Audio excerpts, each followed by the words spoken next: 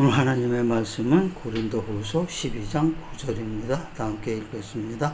나에게 이르시기를 내 은혜가 내게 족하도다. 이는 내 능력이 약한 데서 온전하여짐이라 하시니라. 시카시 시우와 와다시노 메구미와 아나타니 주분데하루 도유노와 와다시노 치카라와 이와사노 우치니 간제니 아라와레루 가라데아루 또 이와레타노 데스. 아멘. 고린도 히도에노 데가미 다이니 주니노 규세스 데스.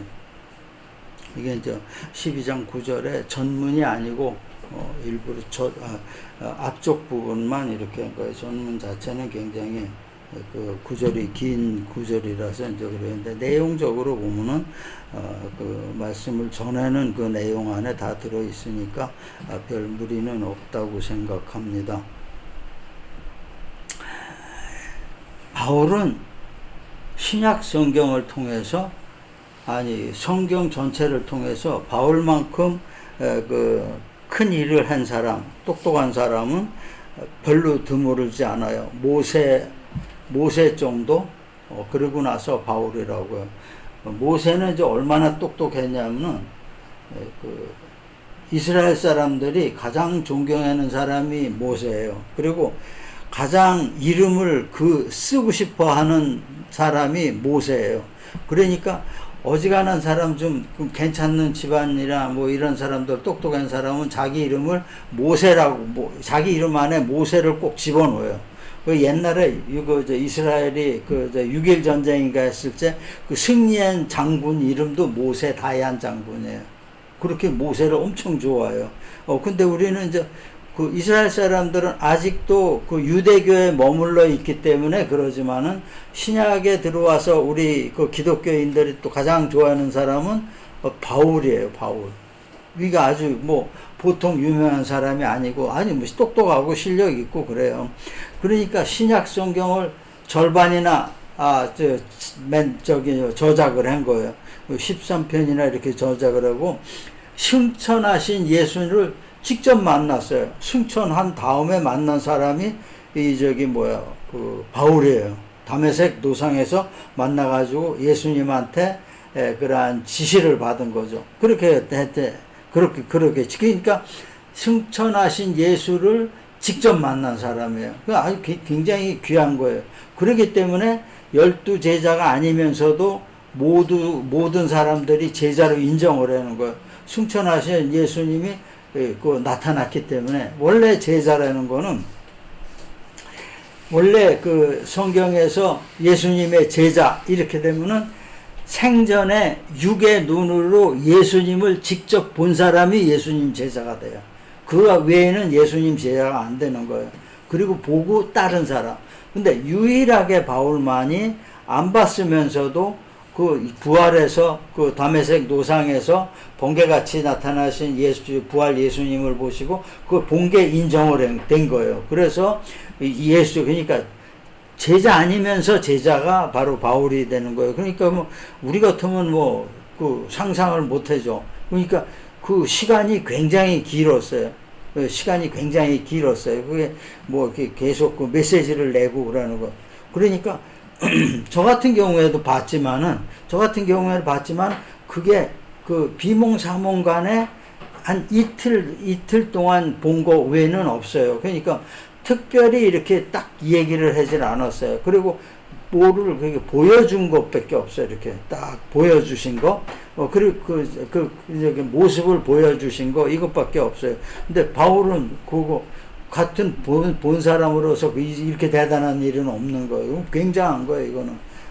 이게 저같이 이렇게 본 것도 다른 사람이 경험 못 하는 건데, 보고 직접 말을 듣고 지시를 받았다는 거는 굉장한 거예요. 보통 유명한 분들도 그러죠. 영적으로 유명한 사람들도 보지 못하고 귀로 들었다 그랬죠. 귀로다가 얘기하는 거. 근데 저는 직접 봤어요. 직접 봤기 때문에 그 위대함이라는 걸 이루 말할 할 수가 없어요.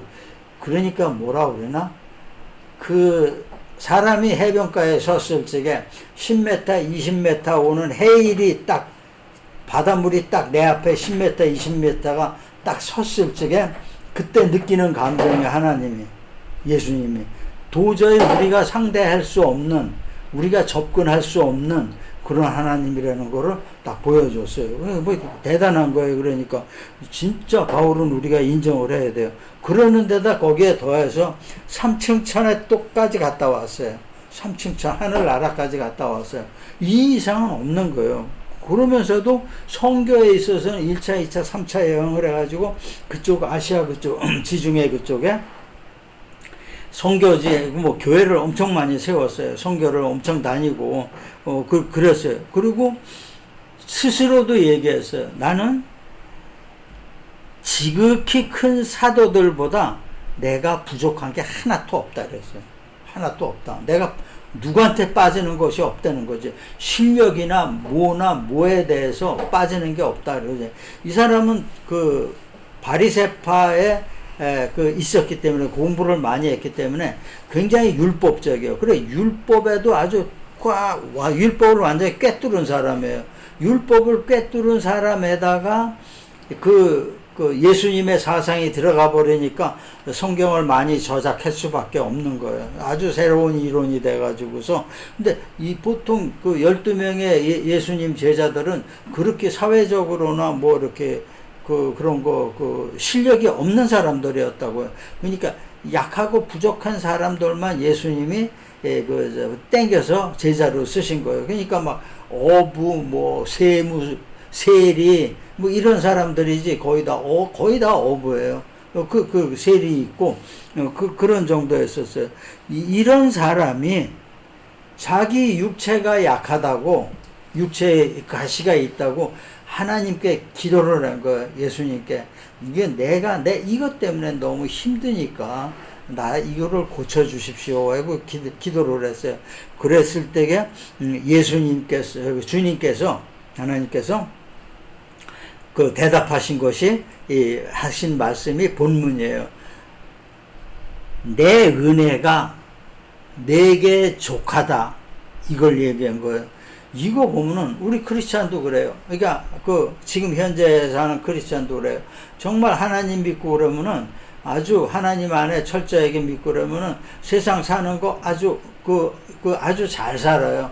잘 살고 정말 윤리적으로도 잘 살고 일반적으로도 생활적으로도 잘 살고 그래요. 아주 그렇게 잘 사는데 그 잘 사는 사람들 중에서도 자기한테 그만 막히는 게 있다는 거죠. 막히는 게 있는 거예요. 바로 바울이 를 통해서 우리에게 말씀하시는 게 그거예요. 너희가 생활에서 다 막혀도 그 막히는 이유가 바로 이런 이유라는 거를 주님께서 우리에게 가르쳐 주시는 겁니다. 그러니까 우리가 이 하나님을 통해서 오늘 말씀을 통해서 깨달아야 된다는 거죠. 깨달아야 된다는 거예요. 그러니까 이 깨닫는 그러한 은혜의 시간을 우리가 이 시간 갖기로 하겠습니다. 먼저 본다면 하나님은 기도에 대해서 가장 좋은 방법으로 응답하시는 거예요. 가장 좋은 방법으로. 여러분 생각해요. 내가 하나님 어떤 분 제가 아시는 분 있어요. 교회를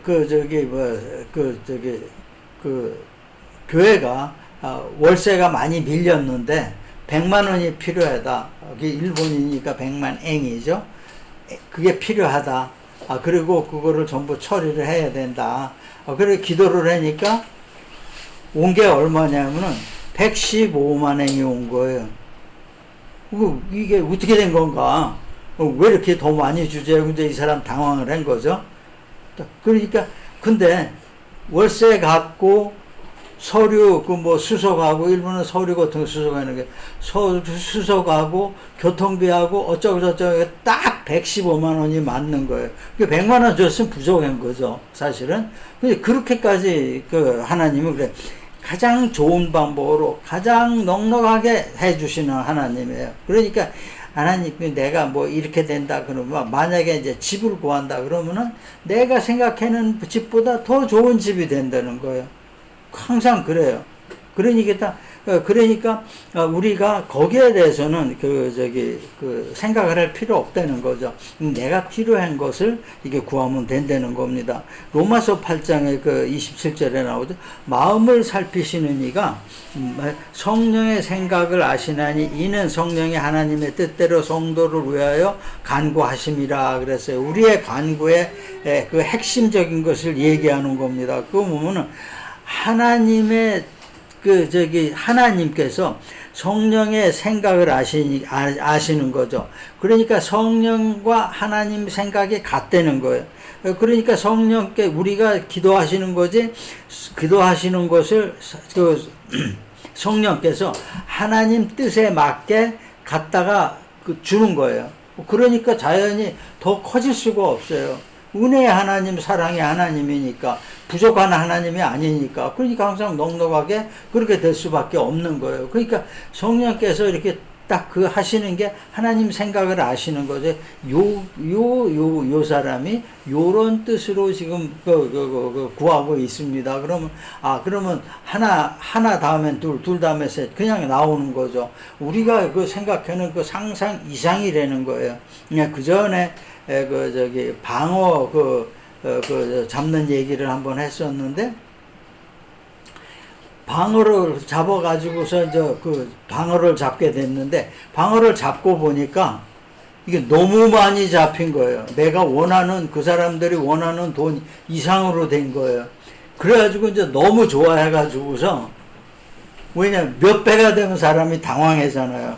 그러니까 너무 좋아가지고 이제 그 방어를 어시장에 팔러 가니까 방어가 너무 많이 잡히니까 가격이 좀 내려가 버렸던 거예요. 내려가 버리니까 딱 맞아 버린 거예요. 그러니까 적게 잡으면 부족하는 것 많이 잡아가지고 그렇게 된 거죠. 그런 것이 많이 있게 되는 겁니다. 그러니까 솔로몬 왕이 그 백성을 위해서 많이 구했어요. 지혜를 달라. 이것을 다스리려면 지혜가 필요하다. 이 나라를 다스리려면 지혜가 필요하다. 그러니까 하나님이 어떻게 했어요? 그래, 지혜를 주겠다. 아주 기가 막힌 지혜를 주는데 그 위에 더해서 부귀와 영광도 허락하노라 그랬어요. 그러니까 그 부귀와 영광은 허락한 게 아니에요. 물론 마음속엔 있었겠죠, 솔로몬 왕이. 하지만 내가 왕인데 그건 기도를 안 한 거죠. 근데 하나님께서는 그래가지고 다 한꺼번에 주신 거예요. 그 바람에 솔로몬 왕 그 시대에는 정말 유대 나라가, 이스라엘이 굉장히 번창을 했던 것을 우리가 알 수 있는 겁니다. 그러니까 항상 최적의 기도 응답이 나타난다는 것을 우리는 늘 가지고 있어야 돼요. 근데 이 최적의 기도 응답은 바꿔서 얘기하면 뭐냐면은 그 사람이, 기도를 올리는 사람이 하나님 은혜 안에 있다는 것을 얘기하고 있는 거예요. 그 은혜 바깥에 있으면은 다 이루어질 수 없는 거죠. 하나님 은혜 안에 있을 때 이게 모든 것이 가능하다는 거예요. 그 다음에 본다라면 하나님의 능력은 은혜에 감사하는 사람에게 오는 거예요.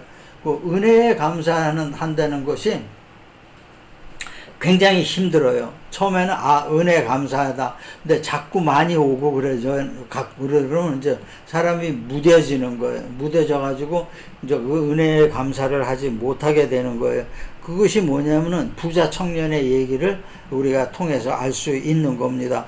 그러니까 마가복음에 나오는 10장에 나오는 그 부자 청년은 예수님을 만났을 때 그런 얘기를 했어요. 근데 영생을 얻으려면 어떻게 해야 됩니까? 영생을 얻으려고 하면 어떻게 합니까? 그러니까 예수님이 10계명에 있는 거를 다 지켜라. 그러니까 그 사람이 나는 어려서부터 다 지켰다.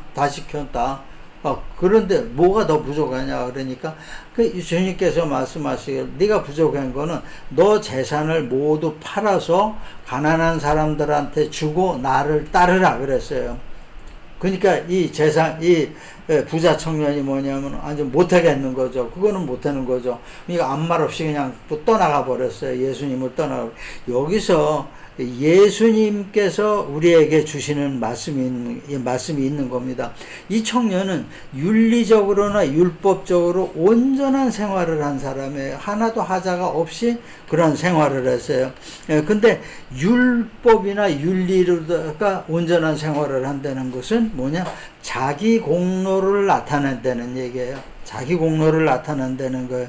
은혜는 주님께 감사하는, 그 구원에 감사하는 마음으로 주님을 따르는 걸 얘기하고 있는 거예요. 그러니까 이 예수님께서 이 청년에게 말씀하신 것이, 너가 그런 풍족함 속에 있으면서도 진짜로 하나님의 은혜라는 걸 모르는구나. 이거를 알아야 하고, 알게 되면 나를 따를 것이고, 나를 따르면은 바로 너가 영생에 들어간다 라는 얘기를 한 겁니다. 그러니까 우리가 이 부분에 대해서 아주 깊이 생각을 해요. 예수님의 은혜로 얻는 구원과 영생을 모르는 그러한 청년이 됐던 겁니다. 우리는 이거를 알아야 된다는 거예요. 이 사람한테 그 얘기에게 꼭 네 재산을 다 팔아가지고서 가난한 사람들한테 주고 나를 따르라, 이게 문자 그대로 하는 것이 아니고, 내가 가지고 있는, 있음으로 인해서 가지고 있는 율법과 그러한 윤리적인 걸 지킴으로 인해서 가지고 있는 교만을 버려라는 겁니다. 교만을 버리고 나를 따르라는 겁니다. 그러니까 그 재산을 몽땅 버려라, 절대 아니죠. 베드로도 선주예요. 배를 가지고 자기가 운영하는 사람이에요. 근데 베드로한테도 배 팔아라 얘기 안 했어요. 끝까지 얘기 안 했어요. 결국 그 베드로가 그 예수님 부활하실 그런 순간에, 갈릴리로 오실 그 순간에도 그 그물을 놓고 있었어요. 계속 가지고 있었던 겁니다. 그러니까 본격적으로 이제 그 초대교회 시대에 거기에 대해서는 안 나오는데, 아마 그때는 어부일을 안 했을 거라고 봐요. 근데 그러기 때문에 우리가 이 문장을 해석할 때는 그걸 정확히 잘 해석을 해야 된다는 겁니다. 이러한 은혜에 감사하는 성도와 하나님은 그런 성도와 동행을 한다는 거예요. 그 능력을 부어주시는 거예요. 하나님이 내가 너와 동행하겠다. 그러면 능력이 자동적으로 따라온 겁니다. 내가 하나님의 능력으로 같이 가는 거니까. 하나님과 같이 가는데, 내가 어려운 거 있을 때 하나님, 같이 걸어가는데, 내가 어려운 거, 뭘 큰 걸 들어야 되는데, 이제 예수님이 옆에 있다. 너만 들어. 너 혼자 해봐. 너만 들어. 절대 그러지 않죠. 같이 드는 거예요.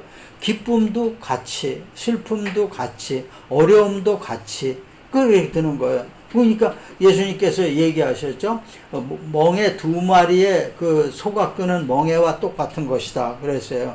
멍에와 똑같은 것이다. 우리나라 옛날에 강원도에서도 소 2마리를 멍에 하나로 다 매가지고 한 적이 있어요. 원래 땅이 거치니까. 근데 이스라엘도 그 2마리를 같이 해서 이렇게 하고 있는 거예요. 아마 예수님이 목수였기 때문에 그 멍에 이런 것도 만들으셨을 거라고 생각을 해요. 거기서 느끼신 거를, 멍에를 설교 중이나 이렇게 돌아다니시면서 선교 중에 얘기하신 걸로 생각이 되는 거죠. 그러니까 주님께 은혜에, 항상 우리가 주님께 받은 은혜에 감사하는 그러한 성도가 되어야 된다는 겁니다. 이러면 틀림없어요. 우리가 하나님과 동행하는 거 굳이 걱정할 필요 없어요. 이 동행하시는지 안 하시는지 모르겠다. 아니, 무조건 동행하시는 거죠. 무조건 동행하시는 거예요. 그러니까 우리가 은혜에 감사할 때 모든 것이 다 해결이 되는 거예요. 능력도 해결이 되고, 모든 삶의 모든 축복도 해결이 되고, 모든 건강도 해결이 되고, 이게 모든 것이 다 해결이 되는 겁니다. 마지막으로 본 데는 하나님의 능력은 약함을 인식하는 자에게 온다는 겁니다. 그러니까 교만하고는 다르죠. 교만하고 비슷하면서 한편으로 약간 달라요. 그러니까 성경의 사사기에 기드온의 얘기가 있습니다. 이게 굉장히 우리에게 주는 그 메시지가 굉장히 크게 되는 겁니다. 기드온은 그 미디안한테 그 엄청나게 핍박을 받았어요. 이스라엘 민족이. 이 미디안 사람들이 어떻게 핍박을 했냐면은 농사철에 와가지고 농사진 거 다 쓸어가는 거예요. 힘이 세니까. 농사진 걸 다 가져가는 거예요. 그리고 씨 뿌릴 때도 와가지고 그 씨마저 가져가 버리는 거예요. 그러니까 못 사는 거예요. 그러니까 미디안이 쳐들어왔다 그러면은 이스라엘 사람들이 전부 굴 속에 들어가서 숨고 그랬어요. 막 박해를 하니까 이 정도 됐어요. 그러니까 막 미디안 족속이 이것 때문에 하나님이 우리를 이거 살려달라고 막 그런 거죠. 너무 많이 착취당했으니까 그러한 고난 중에서 하나님은 기드온을 선택을 한 거예요. 기드온을 선택을 했는데 기드온이 뭐냐면 이스라엘 족속 중에서 가장 작은 자예요. 가장 작은 자. 지파도 작은 지파에다가 그 흘러내려간 것도 이제 꼬레비에 해당되는 거예요.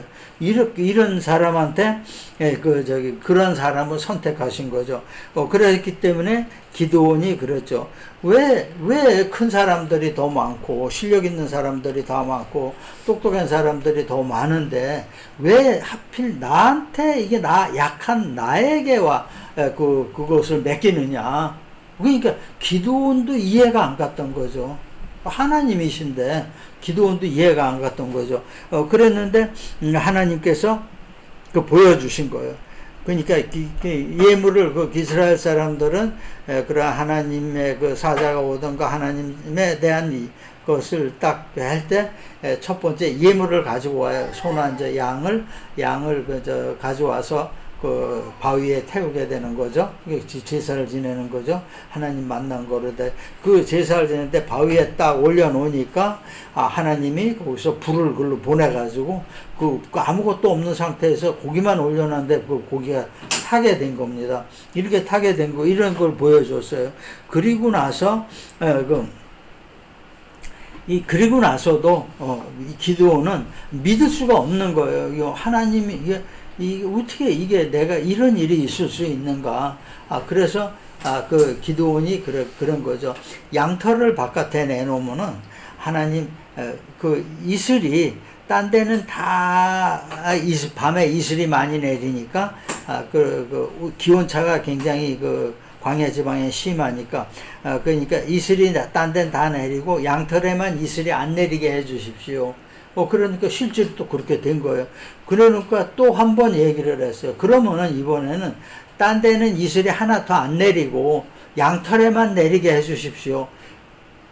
기드온이 말이죠. 여러분 보통 사람이 아니에요. 아무리 작은 지파라도 굉장히 신중해요. 굉장히 신중한 사람, 똑똑한 사람이에요.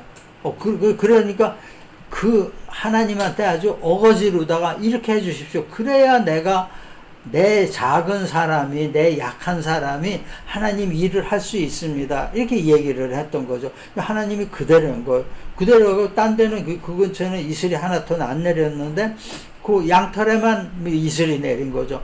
그 기드온이 딱 들어서 쭉 짜니까 물이 뚝뚝 떨어질 정도로 양털에 이슬이 내려서 아주 흠뻑 젖었던 거죠. 그랬기 때문에, 그러고 나서, 군사를 모아가지고, 공격을 해라. 그랬어요. 그러니까, 약함을, 기드온을 통해서 우리에게 주시는 말씀은 뭐냐면, 너희가 인간은 약하다. 하지만, 약한 걸 인정을 할 때, 그 약함에서 오는 부족함을 내가 전부 채워주겠다는 거죠. 전부 채워주면 어떻게 돼요? 강해도 너무 강하게 되는 거예요. 너무 강하게 되는 거예요. 왜냐하면 강한 이 이상의 하나님의 능력이니까.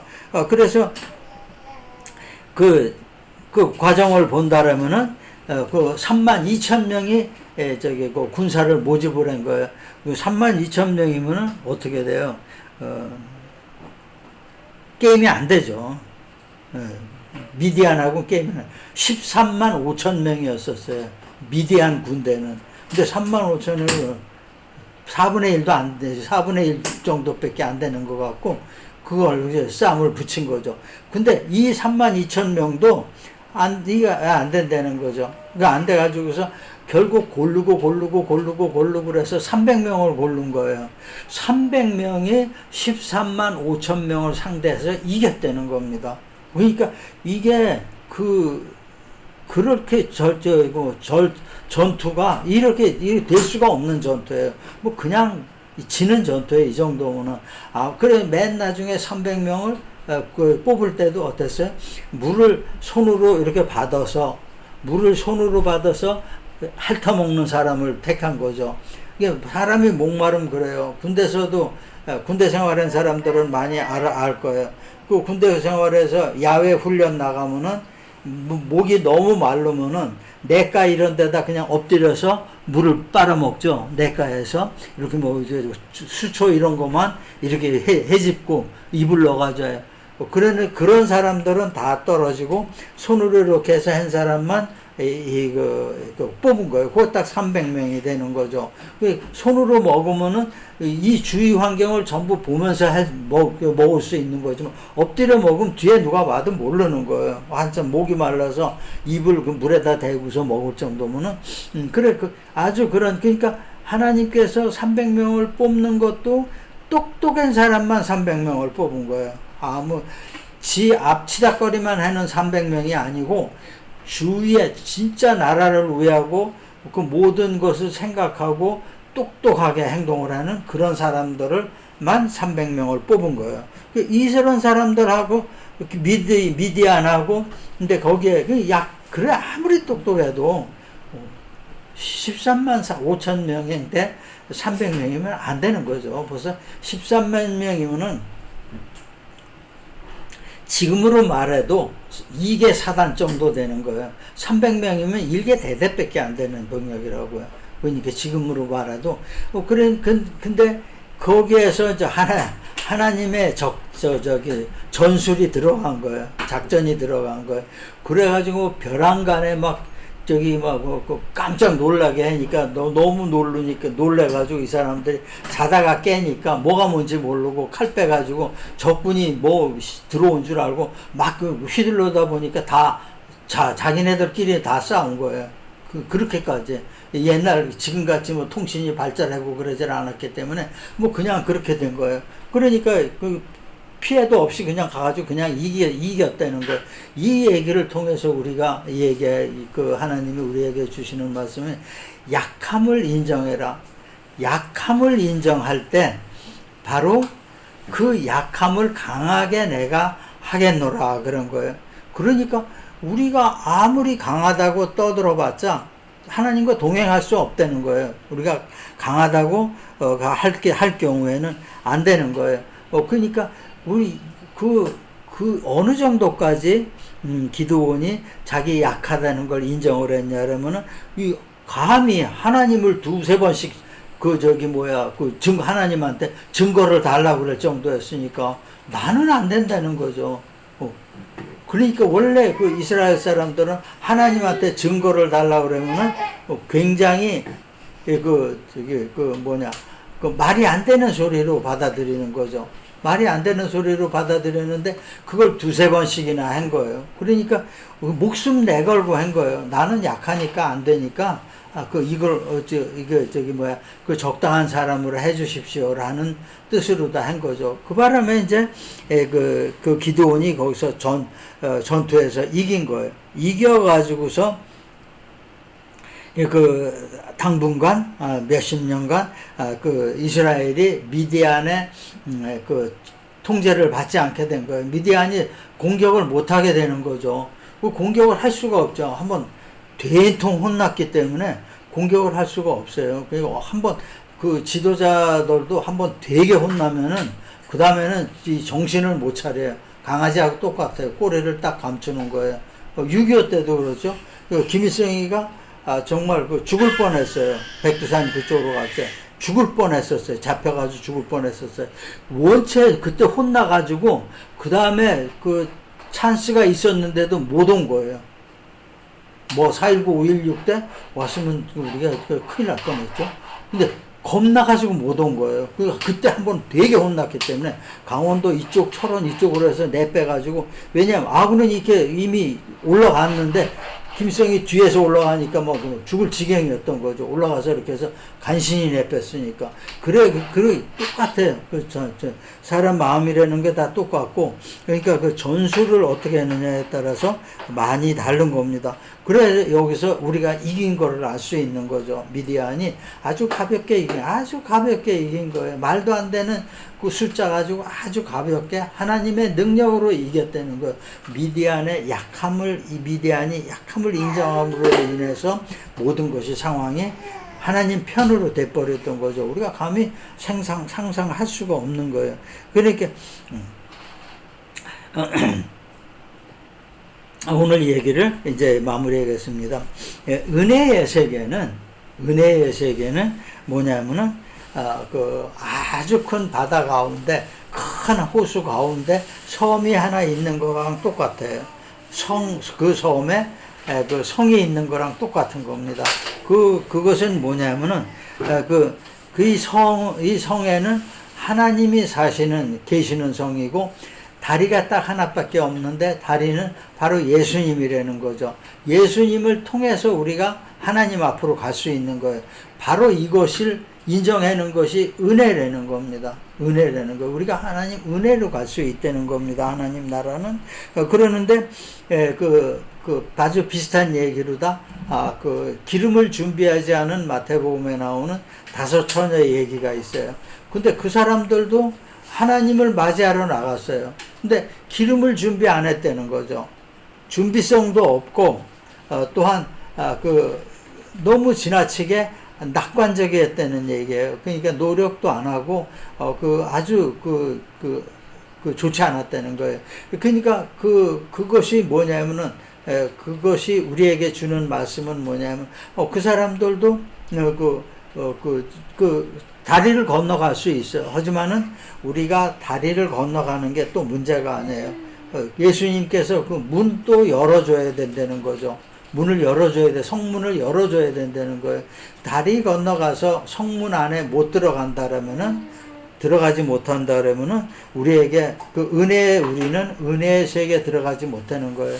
은혜의 세계는 바로 이런 겁니다. 그러니까 우리가 믿음으로 않으면은 갈 수가 없는 거예요. 근데 그 믿음 자체가 우리의 은혜라는 거, 하나님의 은혜라는 것을 얘기하고 있습니다. 그러니까 이러한 과정을 거쳐서 하나님의 섬 가운데 있는 하나님의 성에 들어간 사람들은 어떻게 절대 교만할 수가 없는 거죠. 교만해라고 해도 안 합니다. 왜냐하면 내가 여기 들어온 게 내가 잘한 것이 아니고, 내가 약하고 하나님의 은혜에 감사하는 마음으로 내가 여기 들어온 것이니까 교만이 있을 수가 없는 거죠. 그러니까 우리가 교만한 사람들의 생각은 뭐냐? 내가 그 바다를 호수를 헤엄쳐서 그 성에 갔다 생각을 하는 사람들이에요. 이러니까 그 사람들은 그 성에 들어갈 수가 없는 거죠. 예수님하고만 같이 들어가는 거니까. 그러니까 믿는 사람들 중에서 가장 주의해야 될 것이 바로 이런 겁니다. 내가 예수님 필요 없이 내가 헤엄쳐서 그 하나님의 성인 섬에 도착을 했다. 이렇게 되면 벌써 위선자가 되는 겁니다. 왜냐? 성에 도착했다와 성에 들어갔다와는 다르니까 위선자가 되는 거죠. 그러니까 우리가 이걸 항상 생각을 해야 되는 겁니다. 그러니까 나의 약함을 하나님의 능력으로 채워야 된다는 거죠. 내 약함 그대로 인정하는 겁니다. 내 약함이 강한다고 가식으로 채워서 되느냐? 그거는 안 되는 거예요. 타투한 사람들의 특징이 뭐냐? 남한테 세게 보이려고 타투를 한다고 하거든요. 거의가 다. 그러니까 이러한 것이 어떠한 기독교 안에서도 그러한 허식이 있는 거죠. 가식이 있고 허세가 있는 겁니다.